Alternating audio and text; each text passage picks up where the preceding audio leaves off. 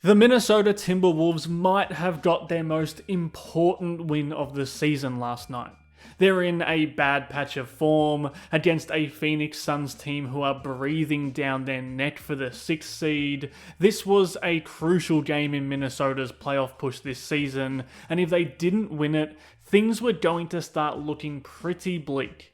Not only because they would have been a game closer to the play-in, but because Anthony Edwards is now out injured for a very important week or two. So they have to find out how to win big games without him, and they needed to find that out right away. And this game gave us the first positive insight into what they're going to do. The first and most obvious area that they keyed in on was defense, specifically their defense against the screen-heavy offense that Phoenix deploys. They're kind of the anti-Wolves offense. They want to move without the ball, they want to confuse defenses with off-ball actions, and they want to keep the ball flowing. It's a really fun scheme, and it sliced up Minnesota's coverage a few times early in the game. That movement without the ball, these away screens that flow right into Spain pick and roll with a back screen, and it wrecked Minnesota's coverage. It's a very modern and very impressive offense. And that makes it equally impressive how Minnesota got a hold of it and shut it down. On a very basic level, the first thing that needs to be done is to be able to get through those off-ball screens because they're well designed and often illegal, then get through more of them to just continue to shut down the Suns' off-ball options. There's also going to be ball screens to get through as well, and unless Minnesota was willing to bring that fight to punch through those screens, they were going to get battered defensively in this game. But they did put in that work, and they were willing to work over one screen, they were willing to work over another screen when it comes, and that means they didn't just cut off first option offense, they made second option offense difficult to execute for Phoenix as well. So that's just the baseline, not just against a screen-heavy team like the Suns, but against all teams. Anytime a defense can hold its matchups through screens and stay attached to the ball, it makes life easier for the rest of their teammates, and it makes life more difficult for the offense. And really, that's just something we haven't seen Anthony Edwards do to a high level this season. We know the game-breaking ability that he has and how much bigger this team's upside is when he's fit and firing, but he's on the scouting report now defensively. Teams know he's a scab they can pick at and that they can disrupt Minnesota's defensive shell if they put him into actions and force him to run defensive routes. So without him, they had someone like Ayo Dosunmu out there who can really get in the mud under these super high ball screens designed to open up a driving lane, or who can get skinny over the top of a ball screen and really play a disruptor at the point of attack as a defender, which subsequently allows Gobert to stay home as a rim rotator and McDaniels to cause chaos as an off-ball roamer.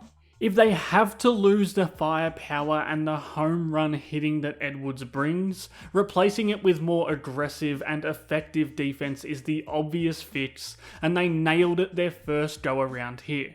And even on the possessions where they couldn't hold that matchup, which is just going to happen over the course of a game, they were really connected with their switching, which is another area that Edwards often gets caught in a web. It's not always going to be possible to get through one screen, deal with an offense who's willing to make you spin and chase through another, so you need to be ready to veer off and cover different players on a split-second switch, because the sharpness of those decisions is the difference between a stop and a bucket. All it takes is for Jaden McDaniels and Donte DiVincenzo to get confused for a second here on this split action, and that turns into an easy bucket. But if they nail the switch, then they fight through those ball screens and stay attached. You can force a team who's been red hot on offense lately into decisions that they don't want to make. The Wolves have been an awful switching team this season, and that's not all on Anthony Edwards, but he is one of many culprits, and if he's not going to be there for 5 to 10 games, executing these things has to become their calling card to make up for the offense that they're losing. And it probably has to extend even further than that. They'll need well executed stunts on the ball. They'll need guys continuing to fight over those ball screens. They'll just need the whole team defense to be on a string. So that if they get hit with a smart off-ball screen, the next man needs to step up and help, which will call the next man to step up and help, and then the next will have to make their rotation as well. That's the kind of buy-in Minnesota need to survive these non-Ant games. The foundation of a defense is always going to be guys staying in front on the perimeter, but with how high-powered offenses are these days, it's not rare to see a well-intentioned gap helper get punished with a smart flare to the corner, and that's when someone needs to be ready to help, like Naz Reid is there. I mean, really, this needs to be a thing with or without Edwards. For the stretch run into the postseason, sure, but in a playoff series even more so. They have to have more of a team defense identity if they want to do anything in the coming months, but without Ant, it's going to be defense first, and with offense, it's got to be pace. Without their half-court specialist, they have to generate easy points by pushing the pace and finding easier seams in the defense before it can get set and make life hard on them.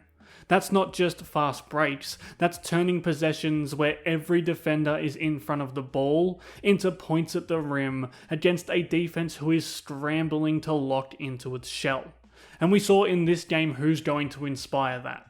Bones Hyland is their fire starter in transition, Ayo Dosunmu is their play finisher torpedo in the open court, and then that inspires guys like Naz Reid, Jaden McDaniels, and Dante DiVincenzo to play into their natural strengths as pace-pushing players.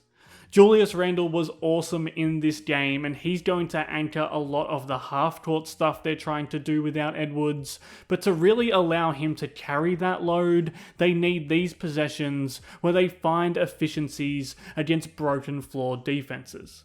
And a lot of these are off made baskets as well. Even if it doesn't lead straight into transition points, just getting into the half court quickly forces entire defenses to lose their shape and makes finding early offense way easier. And what we saw in this game as well was how important Ayo and Bones are, not just as this dynamic pace duo, but with what they're going to need to do in the half court as well. Without Ant, they'll need Bones to be able to be someone who can step into the role of creating pull-up threes. He's also going to be entrusted to run pick and roll as both a scorer and a playmaker, and we saw that in this game too. Both of these guys are capable of getting downhill and getting to the rim in the half court. Again, that's absent without Edwards there as well.